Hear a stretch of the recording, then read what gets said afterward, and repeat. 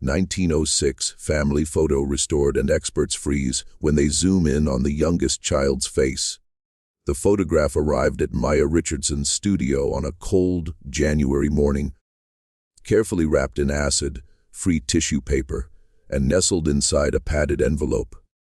Maya ran a specialized photo restoration business in Brooklyn, and she had seen thousands of damaged images pass through her hands. Civil War tint types, faded Victorian portraits, water-stained family albums. But there was something about this particular package that made her handle it with extra care. The return address indicated it had been sent from Charleston, South Carolina, by a woman named Grace Thompson. The accompanying letter was brief. "This photograph has been in my family for generations. It's the only image we have of my great-great-grandmother's family, but it's badly damaged. I'm told you're the best at what you do. Please help me see their faces clearly." Maya carefully unwrapped the photograph and held it under her magnifying lamp. The image was indeed in poor condition. The emulsion had cracked and peeled in several places. Water damage had created dark stains across the bottom third, and someone had attempted a crude repair years ago that had only made things music worse. But beneath the damage, Maya could make out the ghostly forms of 7 people arranged in front of what appeared to be a wooden house with a wide front porch. The photograph was mounted on thick cardboard backing, and on the reverse side, written in faded pencil, was a date, June 1906, Charleston. Below that, someone had written a series of names, though several were illegible due to water damage. Maya photographed the damaged original with her high-resolution camera, creating a digital master file that she could work with without risking further harm to the fragile physical artifact. Her music. Then she settled into her workstation, opened her restoration software, and began the painstaking process of digital repair.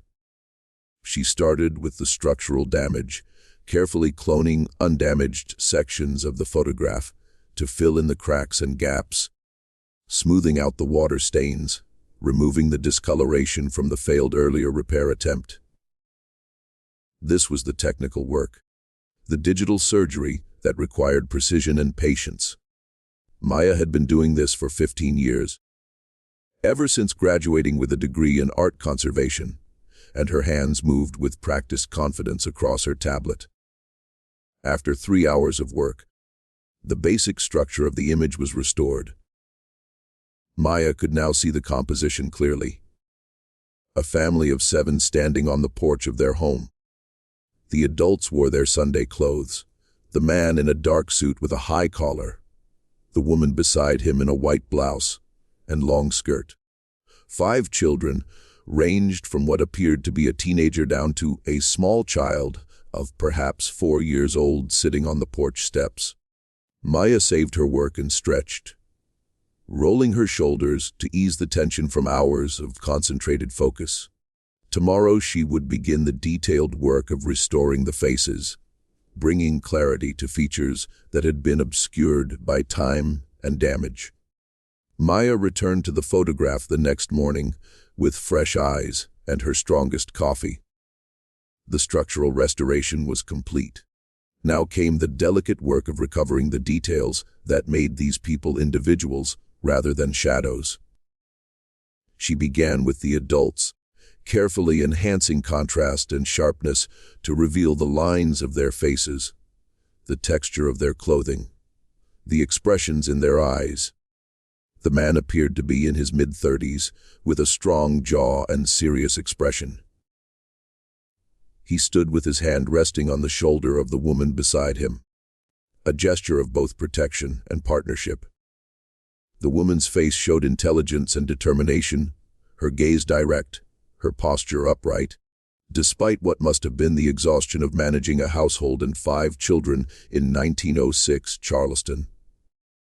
Maya moved to the children, working from oldest to youngest. The teenager, a boy of perhaps 15, stood at his father's other side, already nearly as tall as the man. Next came two girls who appeared to be around 12 and 10, their hair braided and adorned with white ribbons. Then a boy of about 7, grinning despite the formal occasion, one front tooth missing. Finally, Maya zoomed in on the youngest child, a little girl sitting on the porch steps, her small hands folded in her lap. The damage to this section of the photograph had been particularly severe, with a large water stain obscuring most of her face. Maya worked carefully, layer by layer, removing the discoloration and enhancing the remaining detail. As the child's features began to emerge from beneath the damage, Maya paused. Something about the face seemed unusual. She increased the magnification, focusing on the area around the eyes and forehead. Her breath caught, even through the remaining grain and imperfection of the old photograph, even accounting for the limitations of 1906. Camera technology. What Maya was seeing didn't make sense.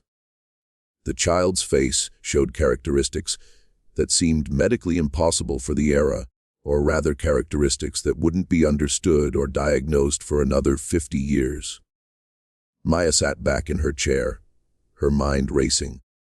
She had restored thousands of photographs, seen every kind of facial feature and physical characteristic that human genetics could produce.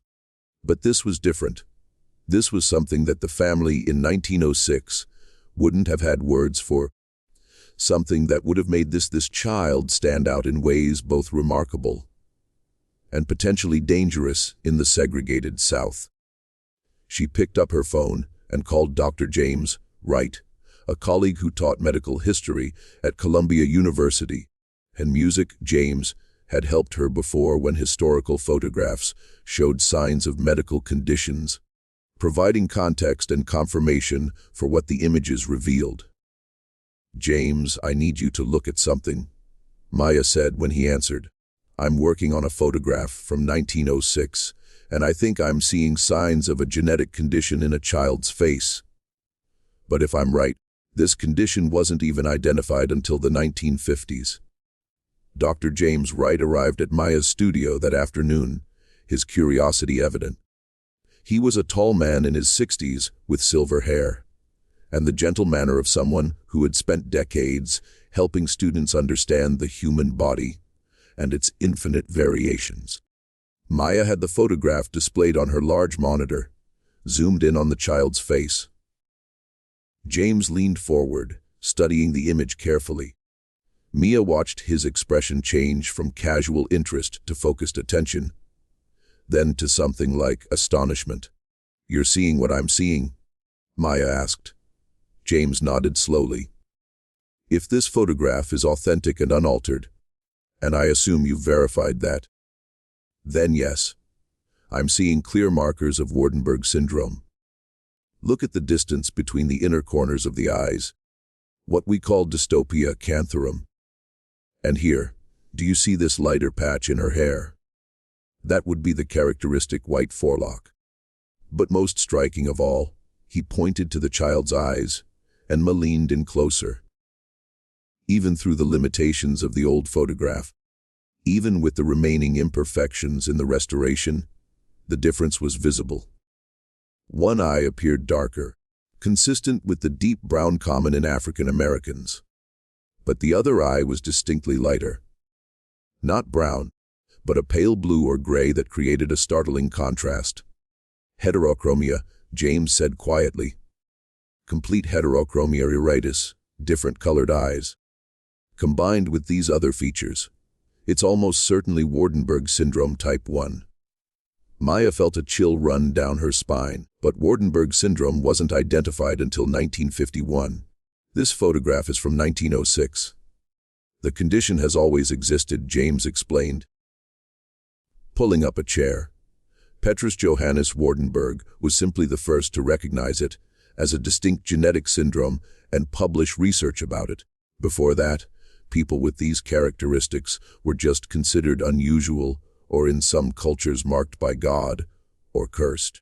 For a black child in the segregated South in 1906, looking this different from other members of her community, He trailed off, the implications clear. Maya thought about what life must have been like for this little girl. The heterochromia alone would have been startling. Light eyes in a black child. One light and one dark, creating an appearance that would have seemed impossible to people who didn't understand genetics. Add the white forelock, the distinctive facial music spacing, and this child would have been unmistakably different. In 1906, how would people have understood this? Mayaka Music asked. James shook his head. They wouldn't have. They might have thought she was partially albino, or music, that she had some white ancestry that manifested in unusual ways. Some might have viewed her with suspicion or fear. Others might have considered her special, blessed or cursed, depending on their beliefs. And in Charleston, with its rigid racial hierarchies and segregation laws, a black child who looked different in this particular way. He paused. It would have been complicated, potentially dangerous. Maya returned to her computer and pulled up the letter from Grace Thompson. The woman who sent me this photograph said it's of her great-great-grandmother's family. She's trying to learn more about them. Should I tell her what we found? Absolutely, James said firmly. This is part of her family's story, but more than that, this could be historically significant. Maya spent the rest of the afternoon completing the restoration, working with new understanding and care now that she knew what she was looking at. She enhanced the details of the child's face carefully, making the distinctive features visible without exaggeration. When she finished, the little girl's face was clear. The wide-set eyes with their striking difference in color, the white streak in her dark hair, the small, serious expression that suggested a child who had already learned she was different. Maya printed 2 copies of the restored photograph, one for Grace Thompson and one for her own files. Then she sat down to write an email, choosing her words carefully. Belle, dear Miss Thompson, I have completed the restoration of your family photograph. The image was severely damaged, but I was able to recover most of the detail. However, during the restoration process, I discovered something significant about the youngest child in the photograph. The little girl shows clear physical characteristics of a genetic condition called Waardenburg Syndrome, which affects pigmentation and facial structure. This condition wasn't medically identified until 1951, so your ancestors in 1906 wouldn't have had a name for what made this child different. I'm sharing this information with you because it may help you understand more about your family's history.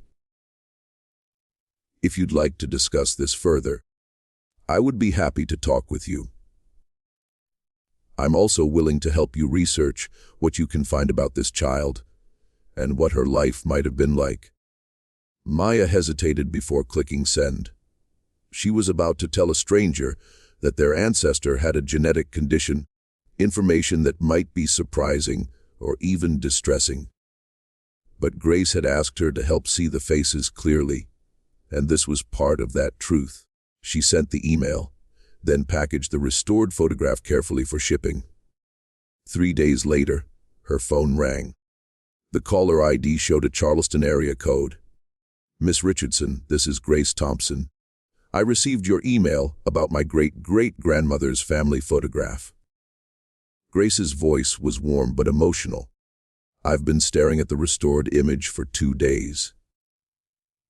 The little girl with the different colored eyes. That's my great-great-grandmother. Her name was Sarah. Maya's heart skipped. The child in the photograph grew up. Do you know anything about her life? That's why I'm calling. Grace said, after I read your email, I went through all the family papers I have. Old letters, Bible records, newspaper clippings my grandmother saved. I've been trying to piece together Sarah's story for years, but there are so many gaps. My grandmother never talked much about her own grandmother, and when she did, she was vague. I always wondered why. Now I think I'm starting to understand. What did you find? Maya asked. Grace took a deep breath. I found a letter from 1924 written by Sarah to her daughter, my great-grandmother. In it, she talks about being different all her life, about people treating her with fear or fascination. She mentions a woman named Clara who protected her as a child and taught her everything. I never understood what that meant before, but now you know Sarah had Waardenburg Syndrome. Maya finished. And in 1906 Charleston, that would have made her very vulnerable. Ms. Richardson, would you be willing to help me find out more about Sarah? About this Clara who protected her. About what Sarah's life was really like. I have so many pieces, but I can't fit them together on my own. Oh my. 2 weeks later, Maya stood in the arrivals area of Charleston International Airport, holding a sign with Grace Thompson's name. She had decided that this story was too important to research from a distance. Grace had invited her to Charleston, offering to share all the family documents she had collected and to introduce Maya to the city where Sarah had grown up. Grace emerged from the crowd, a woman in her early 50s with warm eyes and her great-great-grandmother's high cheekbones. They recognized each other immediately, and Grace pulled Maya into a hug. "Thank you for coming," Grace said. "I know you didn't have to do this. Restoring the photograph was your job. This is something more." "This is history," Maya replied, "and I want to help you find it."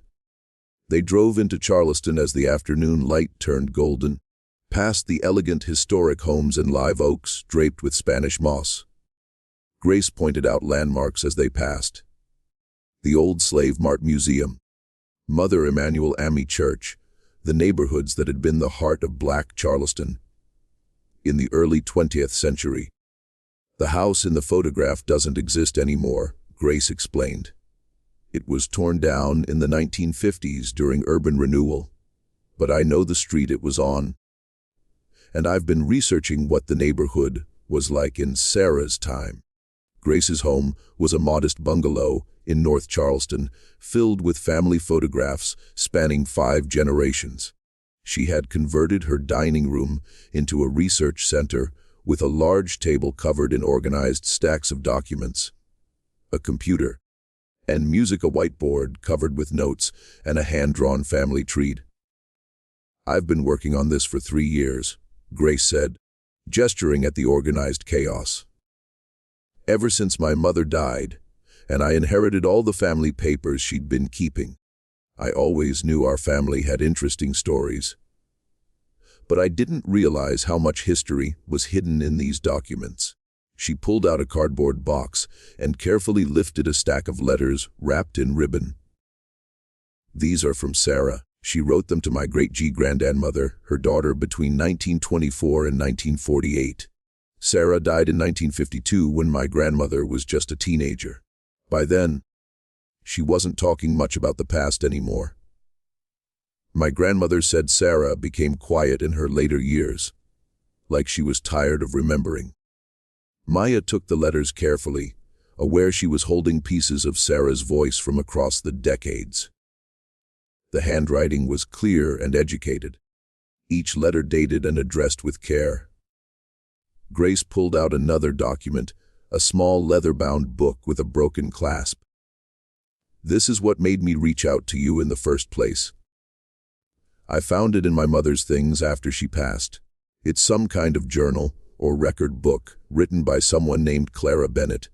It covers the years 1902 to 1928, and Sarah is mentioned throughout. But it's not just a diary. It's full of medical observations, descriptions of treatments, records of births, and deaths in the community. I think Clara must have been a midwife or healer." Maya opened the journal carefully. The pages were filled with neat, precise handwriting, each entry dated and detailed. She flipped through randomly and found an entry from August 1906. "Sarah continues to thrive despite the talk among some families. Her eyes and hair make her a curiosity, but she is bright and quick to learn. I have convinced her mother to keep her close to home until she is older and stronger. The world is not always kind to those who are different. Maya and Grace spent that evening going through Clara Bennett's journal systematically, reading entries aloud and taking notes. The picture that emerged was of a remarkable woman who had served Charleston's black community as a healer, midwife, and informal physician for nearly 3 decades.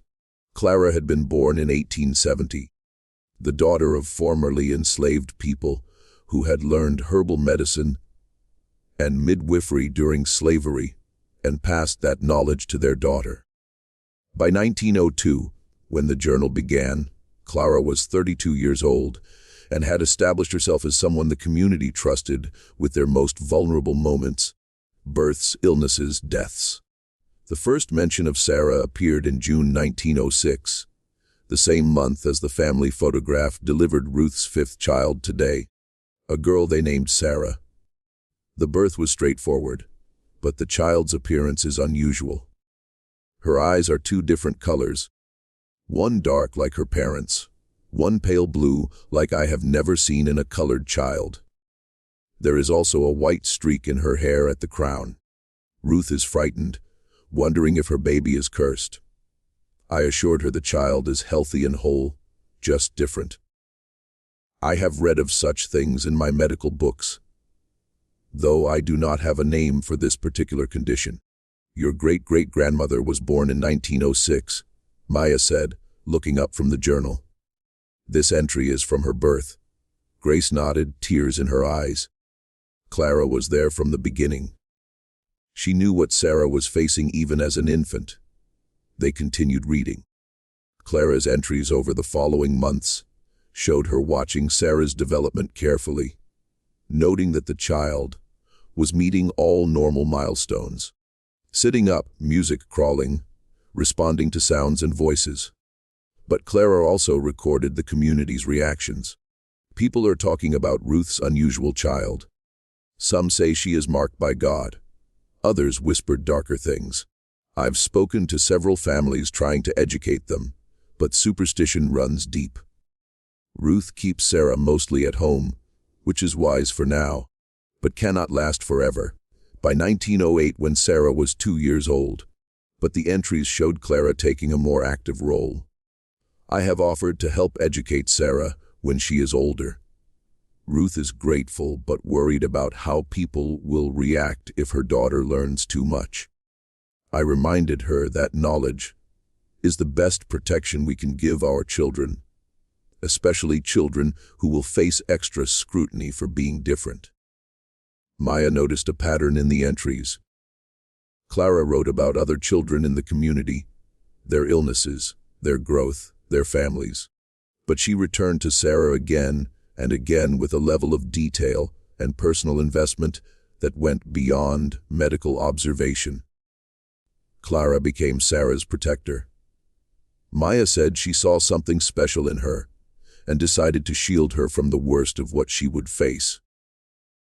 Grace pulled out another document, a faded newspaper clipping from the Charleston Messenger, a blackhound newspaper that had operated in the early 20th century.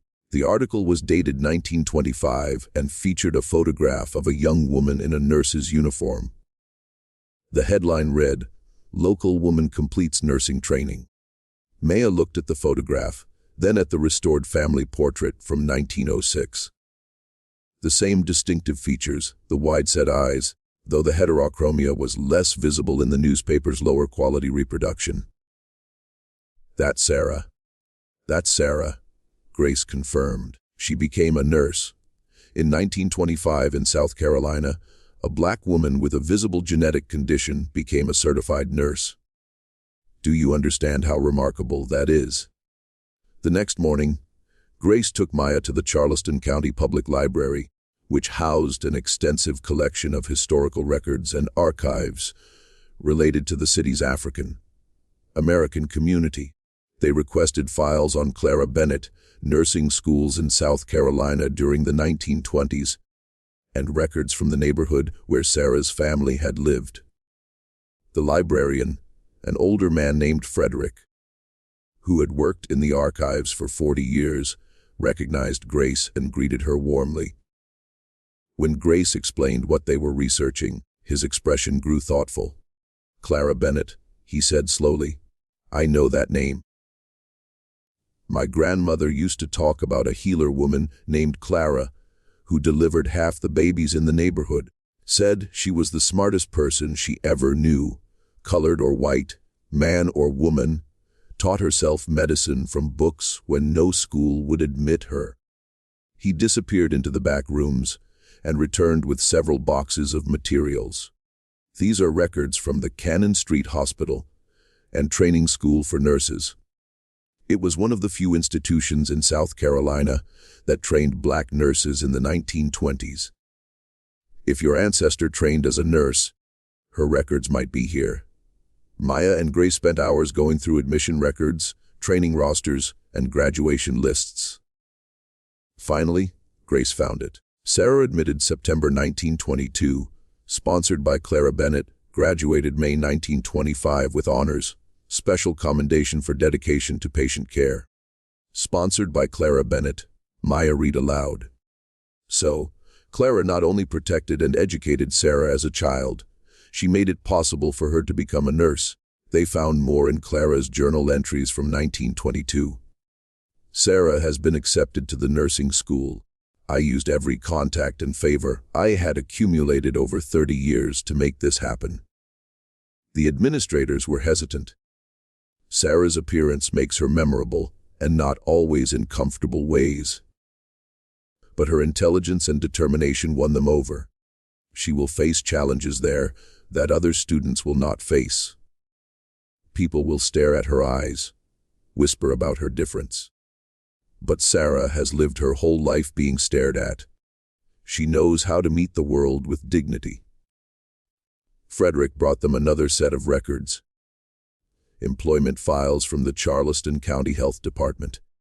The health department started hiring black nurses in the mid-1920s to work in colored communities. If your ancestor worked in Charleston after graduation, there might be records.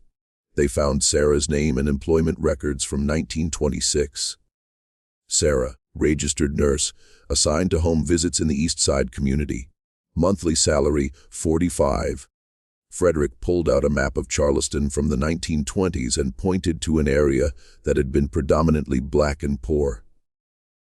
The East Side, that was rough territory. Poor sanitation, overcrowded housing, limited access to health care. The nurses who worked there were going into homes, where they might find anything from tuberculosis to malnutrition to untreated injuries. It took courage. Grace found a letter in Sarah's correspondence that gave context to those years. Written in 1927 to her daughter, who was just a baby at the time, it read, "I visit families today who look at me with suspicion at first. My eyes make them uncertain. But when I help deliver a healthy baby, or treat a child's fever, or show a mother how to keep her family well, they forget about my difference. They see me as someone who cares." Clara taught me that the best way to overcome prejudice is to be undeniably good at what you do. On their third day in Charleston, Grace took Maya to the cemetery where Sarah was buried. It was a small, well-maintained African-American cemetery on the outskirts of the city with graves dating back to the late 1800s. Sarah's headstone was simple but carefully engraved. Sarah, 1906-1952, beloved mother, grandmother, and healer. They stood in silence for a moment. Maya thought about the arc of Sarah's life. Born visibly different in a time and place that punished difference. Protected and educated by a remarkable woman who saw her potential. Trained as a nurse against significant odds, and spending her career caring for the community's most vulnerable members. "I found one more thing," Grace said quietly. She pulled out a small wooden box from her bag. Inside, wrapped in soft cloth, was a tarnished silver pin in the shape of a nurse's cap. This was Sarah's nursing pin from her graduation. She clears throat. "My grandmother gave it to me before she died. She said Sarah wore it every day she worked, even after it went out of style. She said it reminded Sarah of what she had overcome to earn it. Maya photographed the pin carefully, adding it to the growing documentation of Sarah's life. As she worked, an elderly woman approached them, walking slowly with a cane. She looked at the headstone, then at Grace. "You're Sarah's family?" Music, the woman asked. Grace nodded. "Her great-granddaughter. Did you know her child?" "Sarah delivered me," the woman said with a gentle amusing smile. December 1949. I was born 2 months early, and the doctors at the colored hospital said I wouldn't make it. But Sarah came to our house every day for 6 weeks, checking on me, teaching my mama how to care for a premature baby. She saved my life. The woman's name was Dorothy, and her music, she was 74 years old. She had lived her entire life in Charleston and remembered Sarah's visits to the neighborhood in the late 1940s and early 1950s. People called her the nurse with angel eyes, Dorothy said, because one of her eyes was light like heaven. Or that's what folks said. She was patient and kind, never rushed. She'd sit with families for hours if they needed her, explaining things, making sure they understood how to care for themselves. Dorothy paused, looking at the headstone. But I remember she was sad sometimes. My mama said Sarah had lived through things that would have broken most people. Being different in a world that didn't understand difference. Losing her husband young, working herself near to exhaustion, trying to help people. But she never stopped caring. Maya asked if Dorothy would be willing to be interviewed on camera about her memories of Sarah. Dorothy agreed readily. Sarah's story should be told. She was remarkable, and people have forgotten. Young people today need to know what it took for folks like Sarah to survive and succeed. That evening, Maya set up her camera equipment in Grace's living room, and Dorothy returned to share her memories on film. She talked about Sarah's gentle manner, her competence, the way she commanded respect, even from people who might have otherwise dismissed a black woman nurse. She talked about the medicine bag Sarah carried, always organized and clean, and the way Sarah would explain medical procedures in terms families could understand. Maya spent her last 2 days in Charleston conducting additional interviews with elderly community members who remembered Sarah or had heard stories about her from their parents. A pattern emerged in their testimonies. Sarah had been unusual in appearance, but remarkable in character, someone who turned her difference into a kind of strength. One man, 91-year-old Robert, remembered his mother talking about how Sarah had persisted in her nursing training, despite being told by some administrators that her appearance would make patients uncomfortable.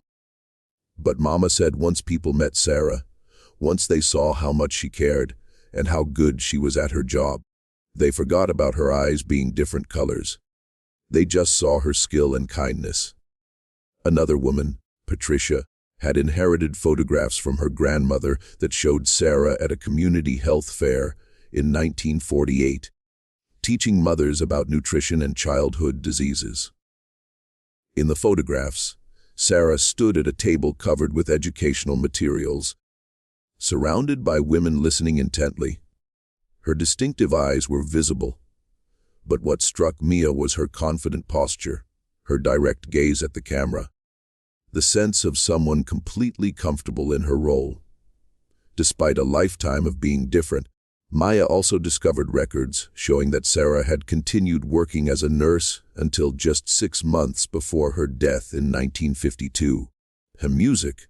She had been 46 years old when she died, relatively young, and the death certificate listed heart failure as the cause. Clara's journal, which continued until 1928, had made several references to Sarah's health, noting that she pushed herself too hard and often neglected her own well-being while caring for others. The final piece of the puzzle came from an unexpected source. Grace's cousin, who lived in Colombia, heard about the research and contacted them with a box of materials that had belonged to his mother, Sarah's daughter. Inside was a collection of letters Sarah had written to her daughter in the 1940s.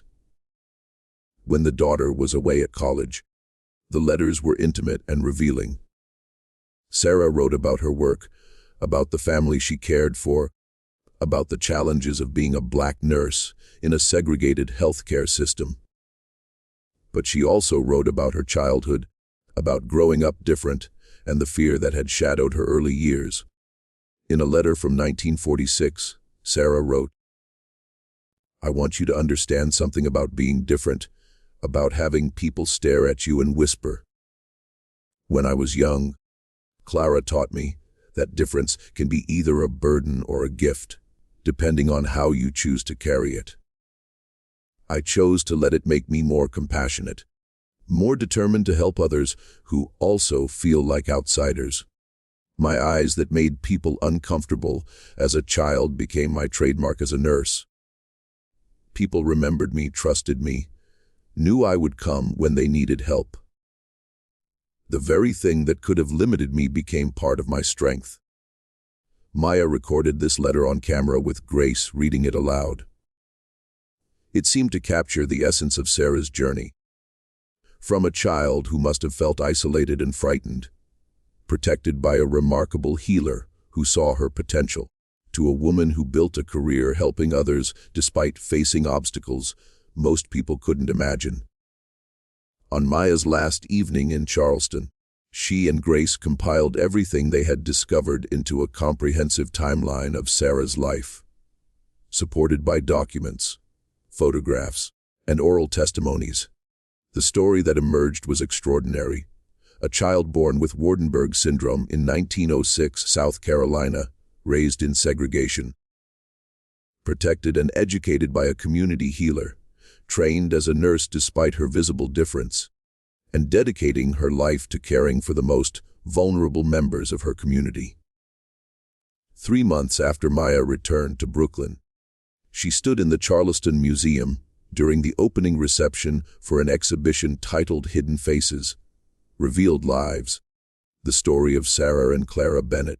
The restored 1906 family photograph held the central position displayed on a large panel with detailed enhancement showing Sarah's distinctive features clearly. Beside the photograph was Clara's journal open to the entry describing Sarah's birth. Music on another wall hung the letter, where Sarah reflected on turning her difference into strength. There were photographs of Sarah as a young nurse, records from her training, testimonies from the people she had helped, and a timeline that showed how an unidentified genetic condition in 1906 had shaped the trajectory of a remarkable life. Grace stood beside Maya, surrounded by family members, cousins, nieces, nephews, great-grandchildren of Sarah's siblings. The exhibition had brought together branches of the family that hadn't been in contact for decades, all connected by this ancestor whose story had been partially hidden for generations. Dr. James Wright had contributed a detailed medical panel explaining C music, Waardenburg Syndrome, its genetic basis, its characteristics, and why it wouldn't be identified until 1951.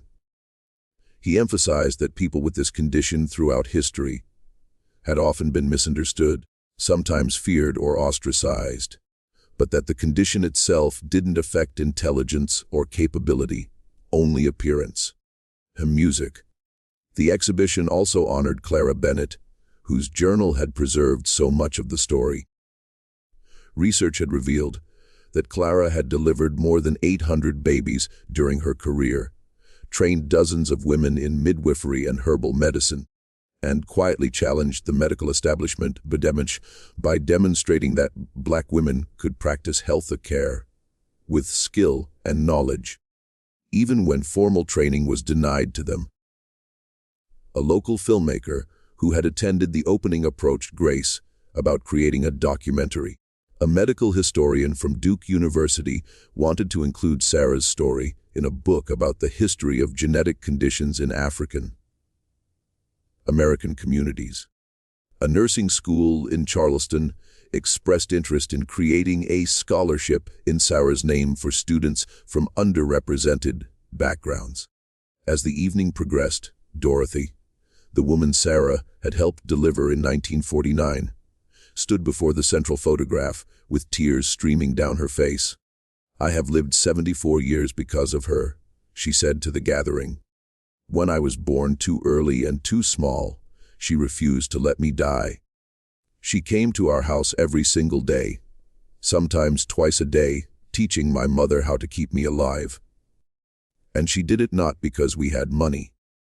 We didn't, but because she believed every life was valuable. Every child deserved a chance."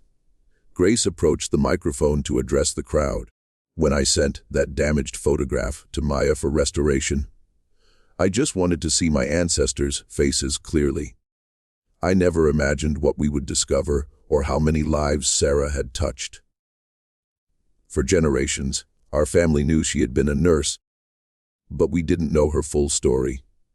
We didn't know about Clara, who protected and educated her. We didn't know about the genetic condition that made her different, or how she transformed that difference into a strength. We didn't know how many people she had helped, how many lives she had saved." Grace paused, looking at the photograph of 4-year-old Sarah with her striking eyes and serious expression. Sarah grew up in a time when being different was dangerous, when being a black woman meant facing constant limitations, when pursuing education and a career in nursing required courage most of us can't imagine. But she did it anyway, supported by people like Clara, who saw her worth. This exhibition honors not just Sarah, but all the people in our communities who have been remarkable in quiet ways, whose stories deserve to be remembered and celebrated. Maya watched as visitors moved through the exhibition, stopping to read the documents, study the photographs, and absorb the story of a woman who had been born different in 1906 and had turned that difference into a lifetime of service. The restoration of a single damaged photograph had revealed not just faces, but an entire hidden history of resilience, courage, and determination. Several elderly attendees approached the staff during the evening with stories of their own family members who had been different in some way, physically, mentally, socially, and had faced similar challenges in earlier generations. The exhibition had opened a conversation about difference, disability, and the ways communities had historically both rejected and embraced those who didn't fit expected patterns. As the reception concluded, Maya stood once more before the restored photograph. She thought about the moment she had first zoomed in on Sarah's face and seen those distinctive features. The shock of recognizing a genetic condition that shouldn't have been visible in a 1906 photograph because no one in that era would have known what they were looking at. But people had seen it. Sarah's family, her community, Clara Bennett. They had seen that this child was different, and they had made choices about how to respond. Some had been frightened or superstitious, but others crucially had chosen to protect and nurture Sarah, to give her education and opportunity, to help her become someone who would spend her life helping others. The photograph was no longer just a damaged artifact that needed restoration. It had become a window into a hidden history, a testament to the power of one person's determination and the community that supported her. 4-year-old Sarah, sitting on those porch steps in 1906 with her different colored eyes and white forelock, had grown into a woman who delivered babies, treated illnesses, saved lives, and earned the respect of everyone who knew her. Her face, frozen in time at age 4, had held a secret that took more than a century to fully understand. But now that secret was revealed, and Sarah's story of difference, determination, and dedicated service would not be forgotten again. Grace approached Maya as the museum began to close. "Thank you," she said simply. Thank you for seeing what was hidden in that photograph and caring enough to help me find the truth. Sarah deserves to be remembered. Maya embraced her.